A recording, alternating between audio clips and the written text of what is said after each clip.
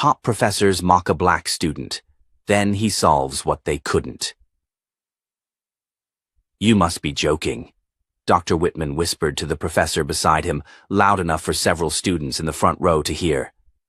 They're letting anyone into advanced theoretical mathematics now, huh? Across the lecture hall, all eyes began to shift, some subtly, others openly. At the center of their collective attention was a young black student seated in the third row, quiet, focused, notebook open, pen spinning between his fingers with unconscious precision. He wore a plain gray hoodie and simple jeans, no flashy tech or designer gear like most others in the class. His name was Malcolm Hayes. And everyone, especially the professors at the front of the room, had already decided he didn't belong. The room had fallen so silent you could hear the high heels of Dr. Karen Cartwright echo down the steps as she entered. Cartwright, head of the mathematics department at UC Berkeley, feared and revered in equal measure, was known for her ruthless intellect and her even sharper tongue. A woman who had destroyed more student egos than any midterm ever could. She walked to the whiteboard, picked up a marker, and without even greeting the class, began scribbling complex notation across the board. Malcolm followed her every stroke with his eyes. "We'll begin today with Laplace transforms," she said. "I expect you to keep up." "I'm not here to babysit anyone." Snickers fluttered through the rows, some directed at the complexity of the topic, others clearly aimed at Malcolm. One of them came from Daniel Klein, a smug senior seated to Malcolm's right. "Bet Cartwright's gonna chew this guy up by mid-semester," he muttered to his friend. Malcolm didn't respond. He'd heard worse, but then it happened. Cartwright wrote a long transformation on the board, paused, and turned toward the class. Anyone care to explain the next step? Silence. Not one student raised their hand. Even Klein looked confused. Cartwright raised an eyebrow, lips curling in satisfaction. No takers. "Are we all already lost?" Malcolm raised his hand. The room tensed. Cartwright's eyes flicked toward him with thinly veiled surprise. "Yes?" "There's a mistake in the coefficient," Malcolm said calmly. "The transform applied to that exponential function should yield a different term. If you continue from that, the final result will be off." Cartwright stared at him. Dead silence followed. Whitman scoffed, shaking his head. Another professor smirked. A few students craned their necks to get a better look at the board. Cartwright didn't move. Then, slowly, she turned to examine the problem she'd just written. 1 second, 2, 3.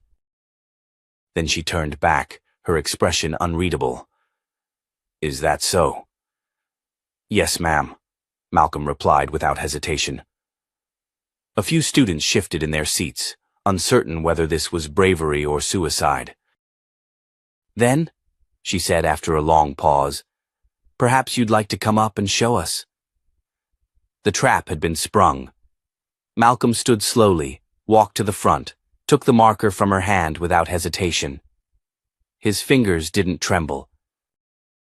No fear in his expression. He erased a single term, rewrote it properly, and continued the next step, adjusting the chain of logic in a way that immediately clarified the confusion for half the room. He capped the marker and stepped back. Cartwright stared at the board. She said nothing. Not a correction. Not a thank you. Not even an acknowledgement. Instead, she turned back to the class and said flatly, "Next." That moment would be talked about for days. Some thought she was furious. Others believed she was stunned. But all of them, students and professors alike, had one shared realization. The kid could actually think. Later that day, as the students funneled out, Daniel Klein bumped into Malcolm in the hallway. "Bold move back there," he said, his voice flat. "You memorized that from somewhere?" "No," Malcolm replied. "I understood it." Klein didn't have a comeback. That night, in the faculty lounge, Dr. Whitman and Dr. Cartwright sat across from each other in silence. "You gonna let that slide?" he asked. Cartwright sipped her coffee slowly. "Let what slide?" "Some freshman correcting you in front of your own class." She looked at him, her expression flat. "There's nothing to let slide. He was right." "That's not the point." "No," she said. "The point is, let's see if he's more than a one-hit wonder." Whitman smirked. "Or if he just got lucky." They both knew it wasn't luck, but neither of them was ready to admit what they'd felt in that classroom. It wasn't just that Malcolm had corrected a mistake, it was the way he did it. The clarity. The control, the confidence, the look in his eyes that didn't ask for permission to be right. Meanwhile, back in his dorm room, Malcolm sat at his desk reviewing problem sets, headphones in, completely unfazed. He'd been underestimated his whole life. This wasn't new. He had no desire to impress them, but that didn't mean he wasn't going to outwork them. And tomorrow, if another mistake showed up on that board, he'd correct it again. This was just the beginning. 3 days had passed since Malcolm corrected Dr. Cartwright in front of the entire lecture hall. And while no one spoke about it openly, the entire energy on campus had shifted. You could feel it in the way people glanced at him as he walked through the corridors, their stares lingering a little longer. Some were curious, others suspicious, and a few just plain uncomfortable. But Malcolm kept his head down. He wasn't there to be liked. He wasn't there to prove anything. He was there because numbers made sense, because math had no agenda, no prejudice. Either you were right or you weren't. The rest was noise. That didn't mean he wasn't aware of the whispers. Think he cheated somehow? No way Cartwright let that happen. But still, I mean, who is this guy? He's just another scholarship story. It won't last. Malcolm heard it all. He didn't need to respond. But not everyone was content to whisper behind his back. It was Friday afternoon when the next shot was fired. Dr. Cartwright had just wrapped up the lecture with a problem so dense most students couldn't even copy it down fast enough, let alone understand it. As she capped the marker, her gaze drifted to Malcolm's row. "Since Mr. Hayes seems to enjoy challenges," she said, her voice laced with that same cutting composure, "why don't you stay a few minutes after class? I'd like to discuss something." Students stirred. A few exchanged grins. Daniel Klein smirked like he'd just seen the opening punch of a prize fight. Malcolm didn't flinch. He nodded once. The room emptied out slowly, and Malcolm walked up to the front. Cartwright didn't say anything at first. She stood in front of the board, arms crossed, her gaze focused on the last equation, like it had personally betrayed her. "I'm assigning you something extra," she said finally, still not looking at him. "A problem that hasn't been solved yet. One that's been sitting in my department's files for over 6 years. He blinked. "Is it part of the curriculum?" "No," she said, eyes narrowing. "But it should be interesting for someone like you." Malcolm said nothing. She finally turned to face him, her expression unreadable. "If you really want to prove you belong here, this is how you do it." Her tone wasn't challenging. It was surgical. Malcolm stared at her for a long beat, then gave a small nod. "All right. Send it to me." "I already have," she said. "Check your inbox." And just like that, she turned away. By the time he returned to his dorm, the email was sitting at the top of his inbox. No subject line, just a PDF attachment labeled Conjecture, Ashekchi, Whitman, and Cartwright, 2016. The problem was brutal. It wasn't the kind of math you could Google or find in a textbook. It was exploratory, layered in conceptual folds. It involved a blend of number theory, partial differential equations, and a nested recursive function that twisted back on itself. Malcolm stared at it for an hour without writing a single thing. Then he closed his laptop and got up. He needed to clear his head. He walked through campus under the amber evening sky, stopping by the basketball courts where a few upperclassmen were playing. As he leaned against the fence, watching them move, cut, and shoot, he thought back to his father's voice, the one he barely heard anymore. "Pressure's just a mirror," his dad used to say. "All it does is show you what's already there." By the time Malcolm returned to his dorm, the fear had passed. The next morning he began. For the next 72 hours, he didn't leave his room except for the occasional shower or stretch. Empty coffee cups lined the window. His desk was buried in scribbled pages, the garbage can overflowing with half-solved logic trees and failed approaches. But each failure chipped away at the problem's mystery. By Sunday night, he found a breakthrough. It came during a moment of silence. No music, no distractions, just the ticking of the old analog clock on his desk.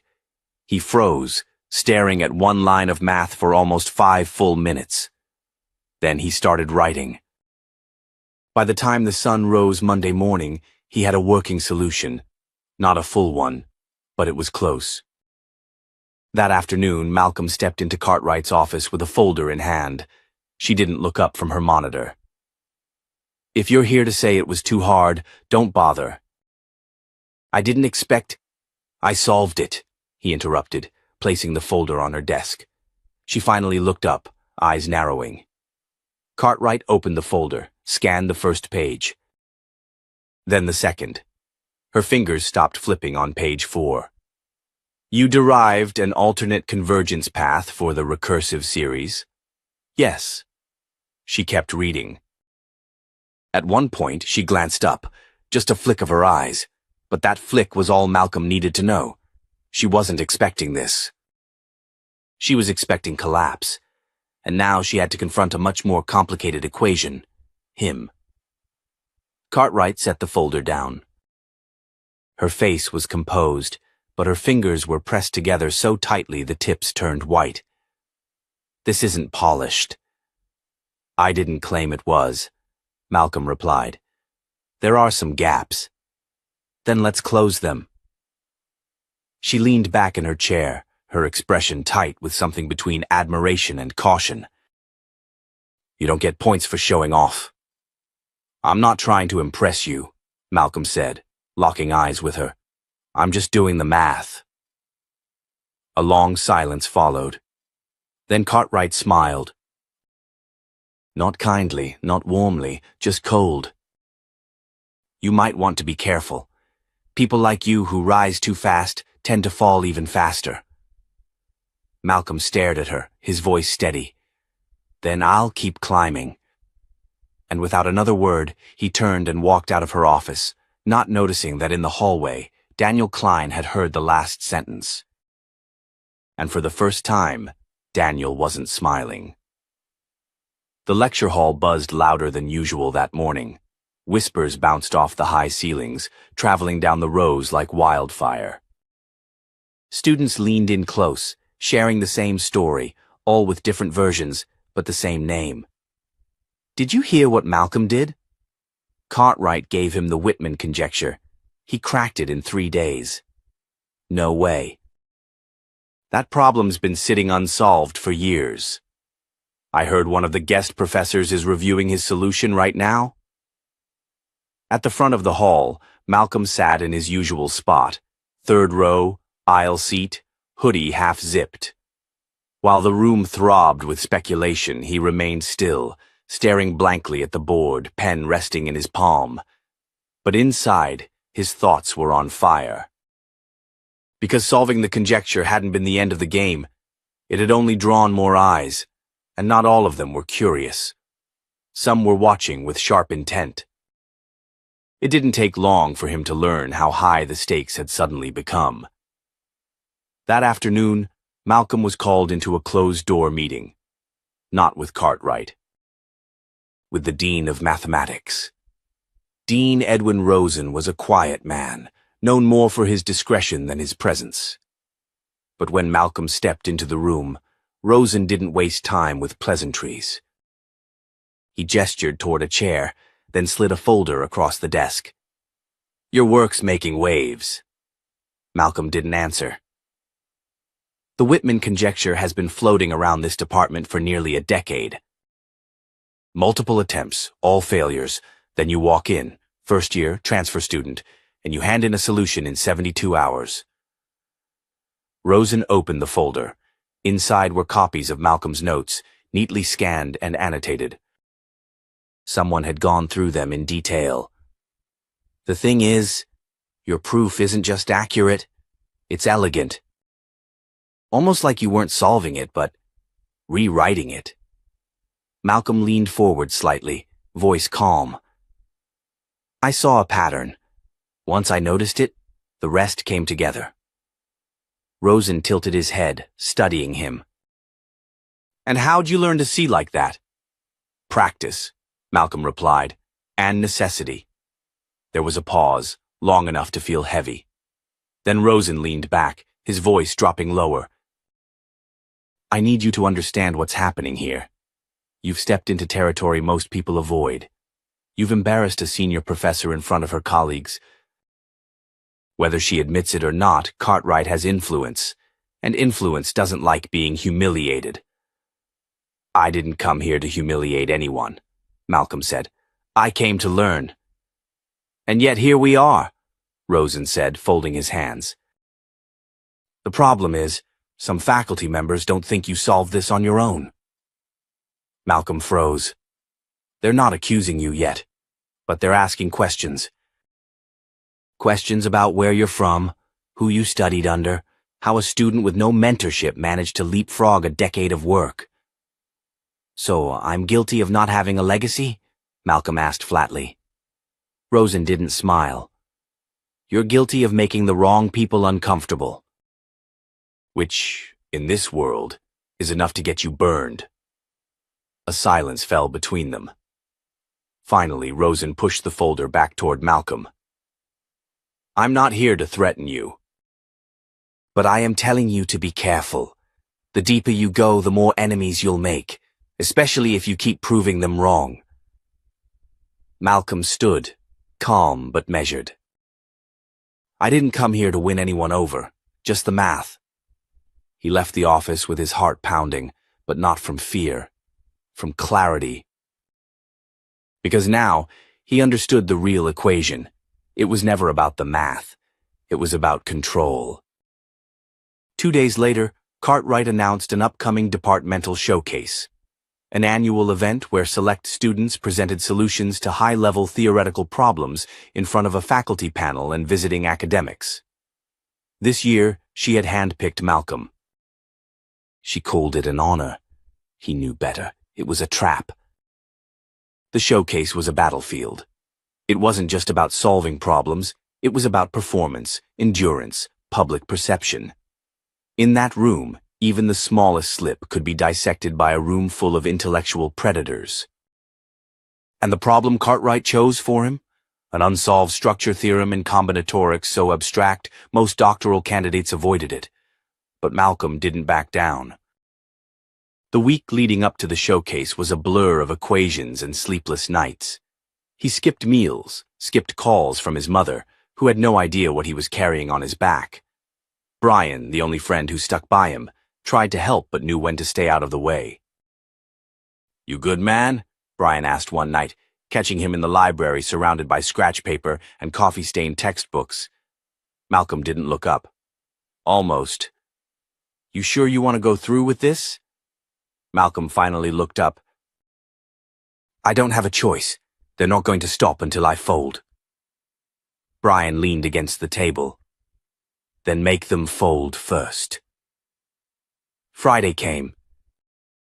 The showcase auditorium was filled with a mix of faculty, visiting mathematicians, grad students, and a few undergrads who wanted to see the guy who had apparently shaken the entire department. Cartwright introduced him with a smile that didn't touch her eyes. "Our next presenter is Malcolm Hayes," she said. "A transfer student with a unique approach to problem solving. He'll be attempting a live solution to a problem that so far has eluded every known approach. She gestured toward the board, where a nightmare of symbols awaited. Malcolm walked up slowly, feeling the weight of every gaze. Some looked eager, others looked hungry. He picked up the marker, stared at the problem for 10 long seconds. Then he started to write. He didn't hesitate. His movements were fluid, not rushed. Intentional, as if he had seen this problem in a dream and had already solved it there. By the time he reached the midpoint of the solution, the room had gone quiet. Pin drop quiet. A professor in the back leaned forward. Another whispered something to their colleague.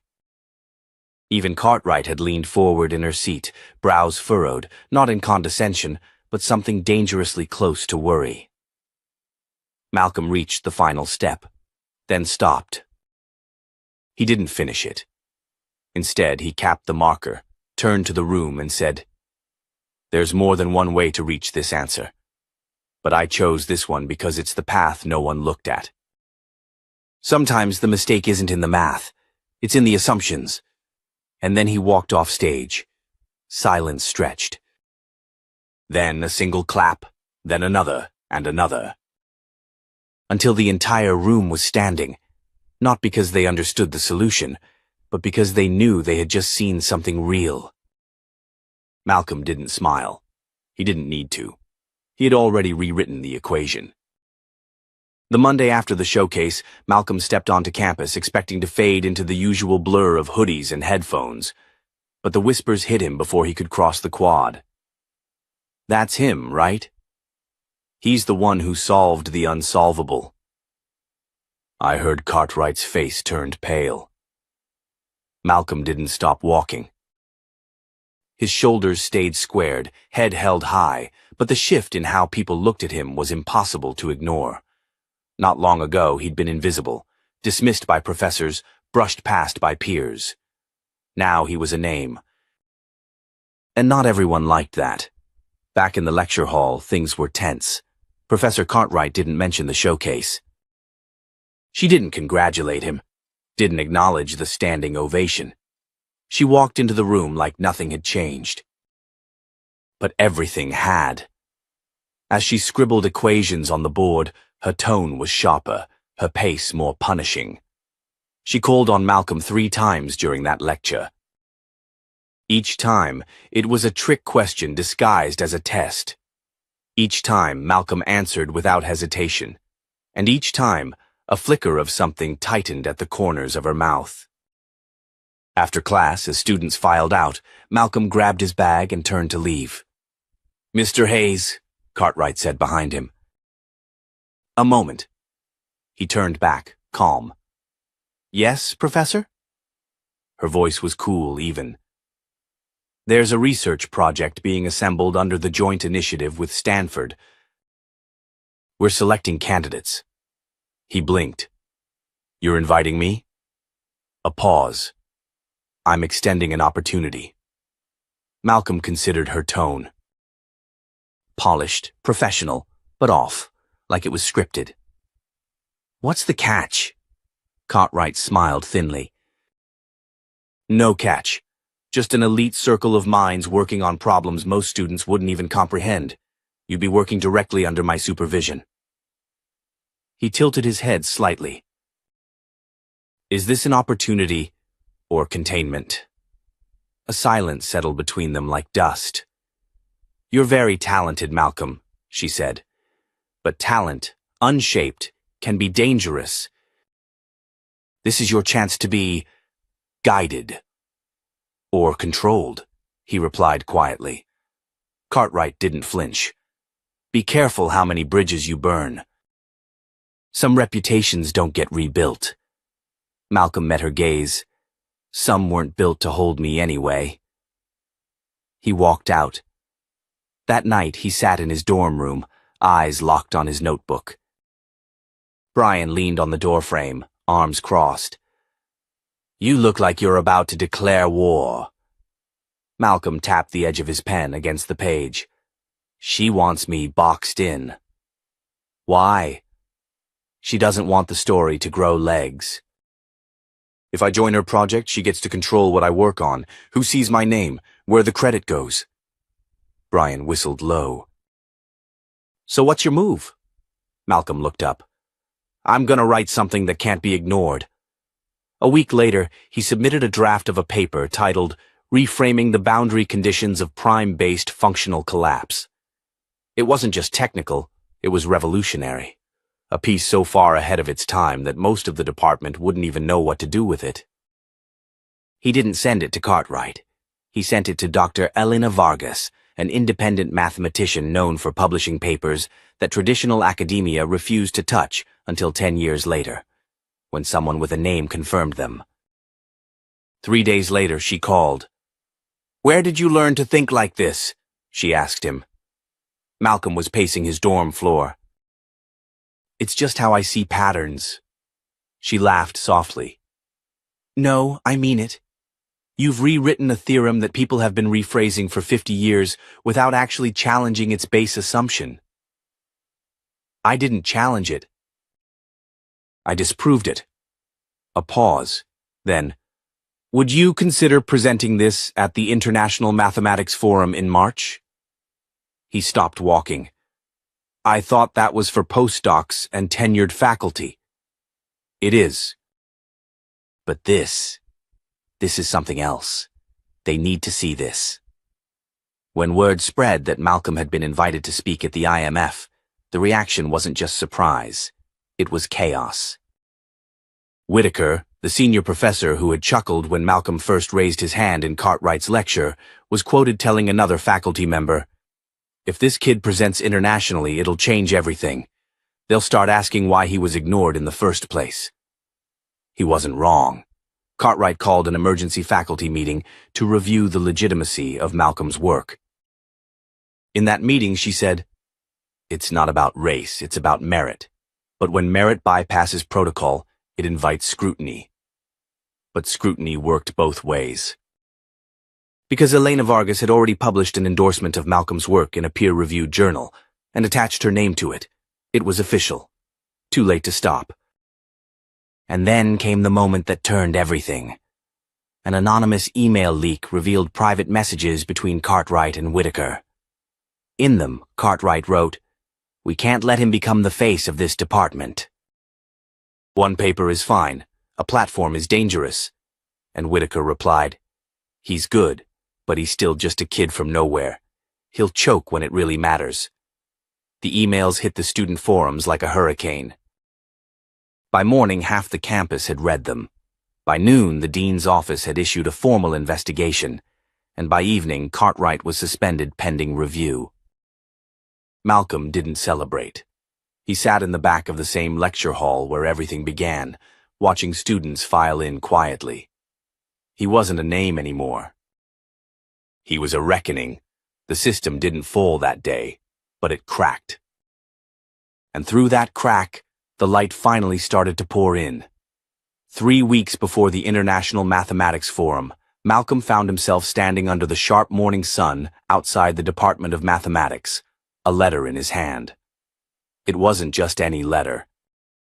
It was a formal request from the university board. Postpone your appearance at IMF. Citing concerns over departmental representation and ongoing investigations, the board was gently, yet unmistakably telling him to sit this one out. Not because he wasn't ready, but because his success had made people uncomfortable.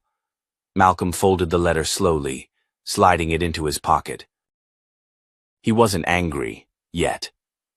But his jaw was tight, and when Brian caught up to him on the steps, he knew something was off. "They trying to pull you from the forum?" "Yeah," Malcolm said without looking at him. "They say the department's reputation is at stake." Brian scoffed. "You are the department's reputation right now." Malcolm nodded once, slow. Exactly what scares them.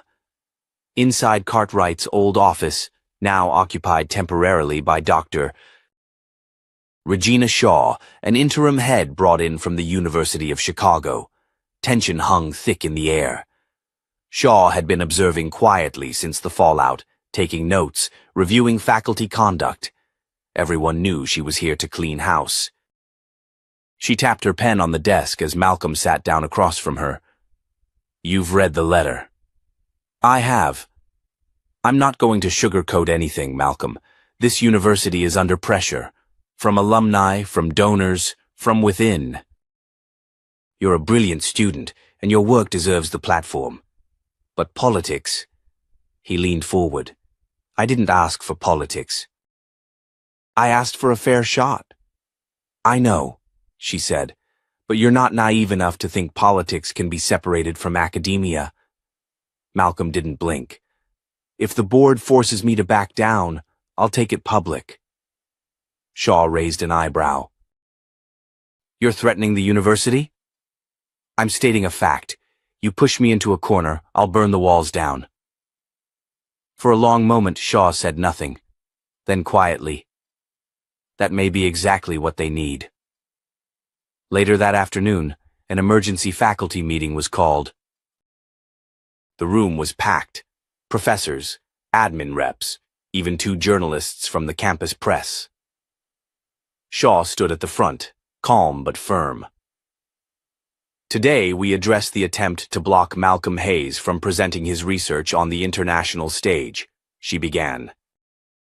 Whitaker, seated near the middle, folded his arms tightly. "No one's saying the boy isn't gifted, but these forums require preparation, mentorship.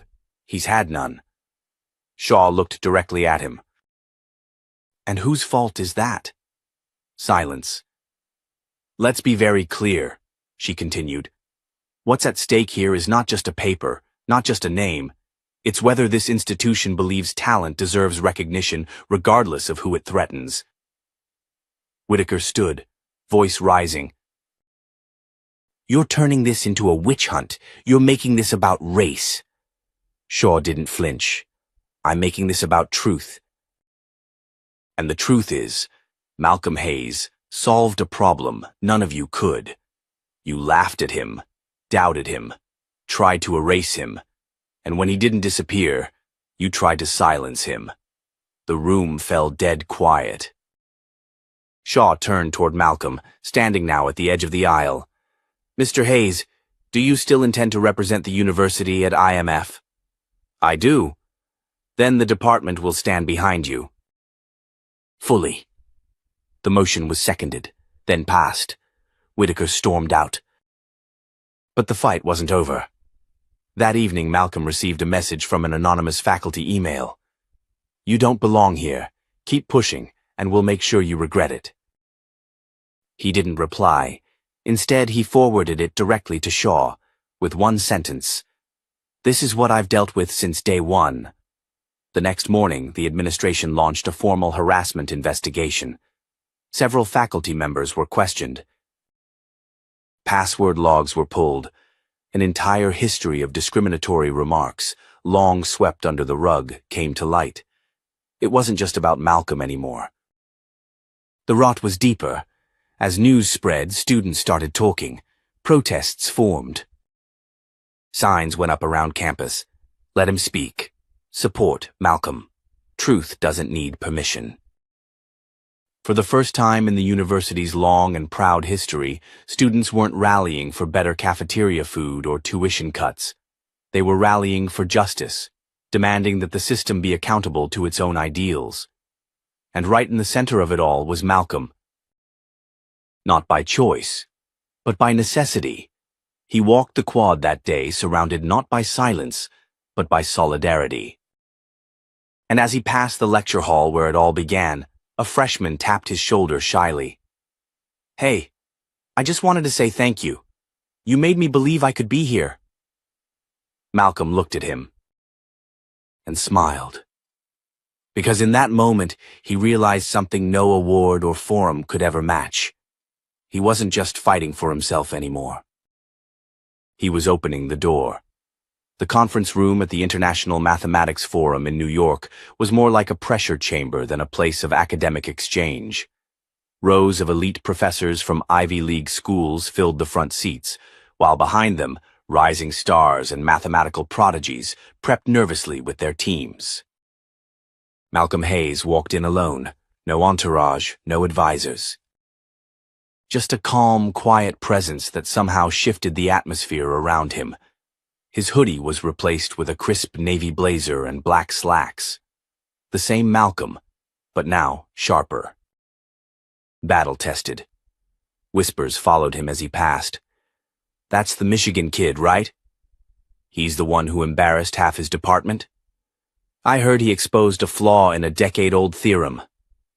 Malcolm ignored them all. He wasn't here to be seen. He was here to solve what no one else could. "Across the room, Doctor." Whitaker stood stiffly beside a group of representatives from Harvard and MIT. His smile was tight, rehearsed. He leaned toward one of the judges, a woman in her 60s with silver hair and an Oxford accent. "He's not ready for this stage," Whitaker muttered. The judge raised an eyebrow. "Is that your professional opinion or your pride talking?" Whitaker didn't answer. The room quieted as the head organizer, Dr. Luis Morales, took the stage. "This year's keynote challenge," he began, "is not just an equation. It's a problem that's gone unsolved for over 20 years. Today, we invite anyone, student or professor, to attempt it." He gestured to the massive screen. Lines of symbols appeared. The room tensed. Malcolm studied it only briefly before walking calmly to the front, before anyone else had even moved.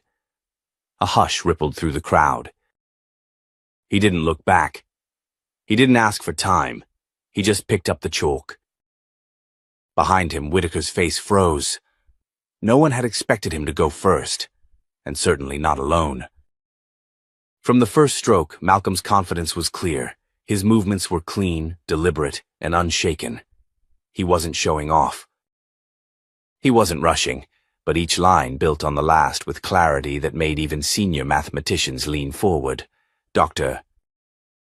Morales whispered, "My God, he's not testing ideas, he's solving." Two MIT students watching from the back murmured to each other. "I tried that line last semester. Got stuck before line 4. He's 5 steps past that. Already?" Malcolm paused, studied his last transformation, then underlined it lightly. A critical substitution. Heads turned. Phones snapped pictures. Dr. Regina Shaw, who had flown in that morning without telling anyone, stood in the far back, arms crossed, eyes glowing. Whitaker stepped toward Morales. "He's going to mess up. You'll see." Morales didn't respond. His gaze was locked on the board. Malcolm was rewriting the rules of the problem. At minute 22, he stepped back, brushed the chalk dust from his hands, and returned to his seat. Silence. The screen still displayed the problem. His solution now covered half the board, unbroken. A few professors stood and began walking toward it, unable to resist. Morales addressed the room again, voice low but charged. "Ladies and gentlemen, I think we need to confirm what we've just seen." 3 judges walked forward. They dissected each line. The room waited. One whispered. Then another. Then the third turned and spoke aloud. "It's not just correct. It's elegant." The words hit like thunder. Applause erupted, the kind that doesn't wait for a cue. Students jumped to their feet. A Princeton professor clapped loudly, even shaking his head in disbelief. Journalists pushed closer to the stage. And Whitaker? He didn't move. He looked like a man sinking into his own shadow. Backstage, an interviewer caught up with Malcolm, mic in hand. "You've just solved a problem that stumped some of the top minds in the world. How does it feel?" Malcolm blinked slowly. "It's not about how it feels. It's about what it means." "What do you mean?" "It means we need to stop assuming brilliance only comes in one color, or wears a particular badge." The video clip would later go viral. But for now, in that moment, Malcolm simply stepped back into the hallway and breathed. alone, until a voice stopped him. Hayes. He turned. It was Dr. Whitaker. Face pale, eyes unreadable. I underestimated you, Whitaker said. You tried to erase me, Malcolm corrected. Whitaker didn't deny it. What you did today will be remembered. Malcolm tilted his head. I didn't come for memory. I came to build something better. Then he turned and walked away, leaving Whitaker alone with a silence louder than any applause. Outside, snow was starting to fall, but inside the forum, a storm had already come and gone, and Malcolm Hayes had stood at the center of it, unchallenged. Malcolm didn't expect the knock on his dorm door at 11:42 p.m. He was finishing a proof in his notebook, one that had nothing to do with the competition and everything to do with clearing his mind. The adrenaline hadn't worn off. The room still felt like it was pulsing with leftover applause. Another knock, firmer this time. He opened the door to find Professor Shaw standing in the hallway, hands in her coat pockets, face unreadable. May I come in? She asked. Malcolm stepped aside. She didn't sit, just scanned the room quickly. Books, equations on the wall, a stack of physics journals on the desk. You've been busy, she said. I stay busy. Shaw turned to face him. The committee has been talking. About the forum? He asked. About what happens next? Malcolm raised an eyebrow. Next? They want you to represent the U.S. at the World Mathematics Invitational this summer in Geneva, the youngest ever. He blinked. Not from surprise, but because finally someone had said it out loud, what his work meant, what it deserved. You're not surprised, she said. I'm not. A pause. Shaw crossed her arms. But not everyone's happy about it. He gave a dry laugh. Let me guess, Whitaker? Not just him. A few faculty members from Princeton, MIT, even Berkeley. They're calling it premature, saying you need more time, more guidance. Malcolm turned, walked back toward his desk and sat. They want to put a leash on me. They want control. You've done everything outside their system. No advisor. No lab, just your own mind. And that scares them. Shaw nodded. Terrifies them. Malcolm leaned back in his chair. Let them be afraid. She smiled. Just a little. They're pushing for a closed faculty review, she said. They want to evaluate your work formally before the committee moves forward with the nomination. You mean a trial? She didn't argue. They're hoping they can find something. A flaw, a shortcut. A reason to say I'm not ready. Shaw's face grew more serious. And if they don't find one, they'll make one. Silence. Malcolm didn't flinch. Then let them. The next day it happened. He walked into a boardroom, not a classroom. No chalkboard. No equations on the wall. Just a long, polished table, 7 professors seated in a row like judges in an old courtroom. Whitaker sat at the center. Mr. Hayes, he began, voice low and rehearsed. This isn't disciplinary. This is procedural. We're here to review the methodology behind your recent work. Malcolm didn't respond. He just placed his notebook on the table. One of the professors cleared his throat. In your proof regarding the Laplace transformation variant, you diverged from the classical Euler step at line 14. Why?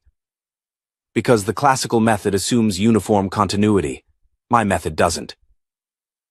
The professor frowned. Another leaned forward. You cite no published source for the variable substitution on page 12. That's because no one's published it yet. I discovered it last month. Whitaker interjected, tapping his pen. Discovery requires validation, peer review, institutional rigor. And you think that happens in your offices? Malcolm asked calmly, A murmur passed through the boardroom. Whitaker leaned forward, voice sharp. "This attitude, Mr. Hayes, is exactly why you need oversight. There are protocols, standards." "No," Malcolm said evenly. "There are walls, and I've already walked through them." Whitaker's face hardened. "Then you leave us no choice." "We will vote." A pause. Malcolm stood. "You can vote however you want," he said. "But it won't change what I've solved. It won't change the fact that your students are quoting my work, that your faculty can't refute it, that your journals will print it whether you approve or not." He picked up his notebook, turned to leave, then stopped. "One more thing," he said, glancing over his shoulder. "This system you protect, the one that failed to see me coming, it's not broken. It's doing exactly what it was designed to do." Whitaker narrowed his eyes. "And what's that?" "Keep people like me out." Then Malcolm walked out. No notes. No fear. Only the echo of 7 stunned professors sitting in silence, and a storm already gathering beyond their reach. It was a Saturday morning when the decision came in. Malcolm was sitting in the quiet corner of a coffee shop just off campus, the same place he'd retreated to when the world felt too loud.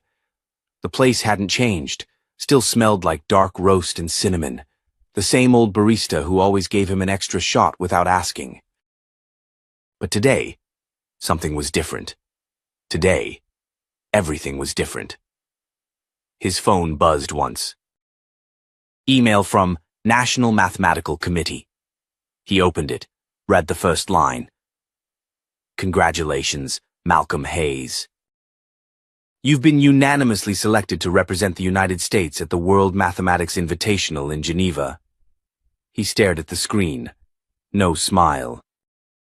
No fist pump. Just a deep, slow breath. One he'd earned.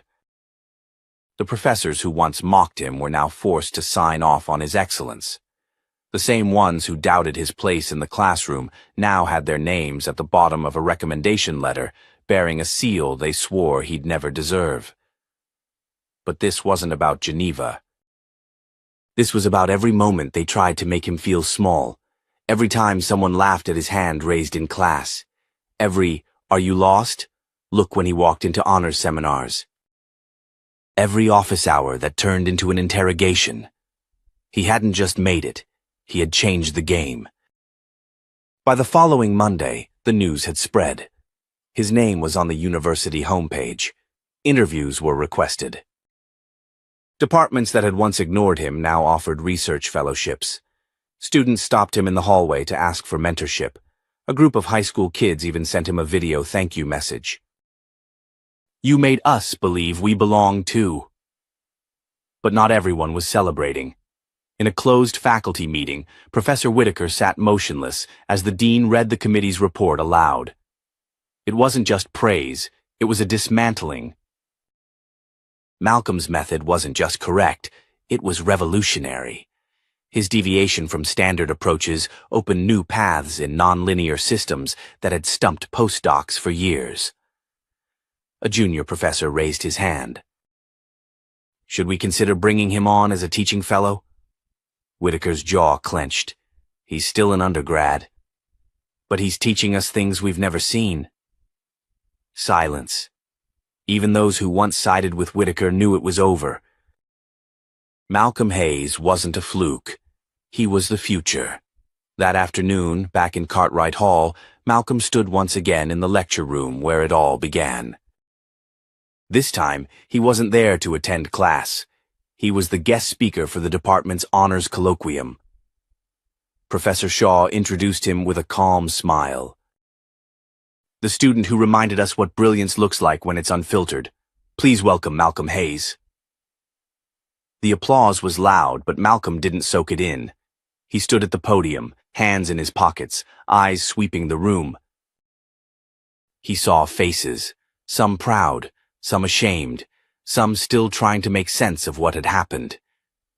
He started slow. "When I first walked into this building, I was told, without words, that I didn't belong. Some of you laughed when I raised my hand. Others ignored me completely. I was underestimated not because of my work, but because of how I looked.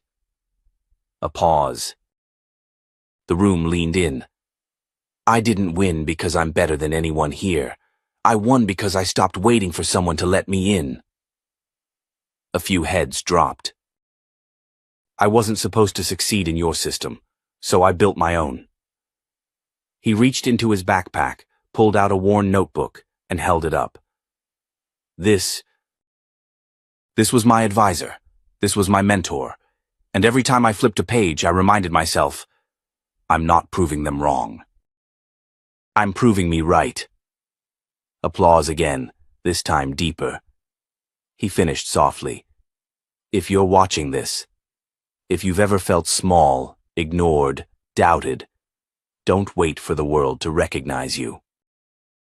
Make it impossible for them not to. Afterward, students lined up to shake his hand. Some professors, too.